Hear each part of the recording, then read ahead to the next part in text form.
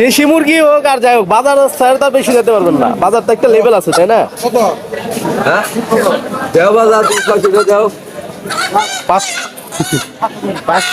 পাঁচশো টাকা বলছে, ওই ভাই 700 টাকা বলছে।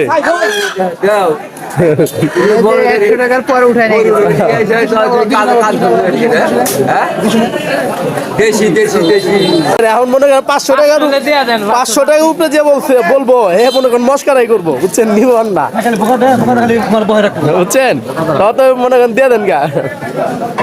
আপনি কি পালছেন না কিনে আনছেন? পালছেন। কি খাওয়াইছেন এটারে?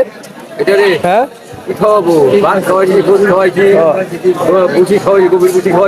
তাই নিয়ে গেলে তো কমন, এর লিখে তো দাম কম। যদি আর একটু বেশি ভালো মন্দ খাইতেন তাহলে দাম হইতো,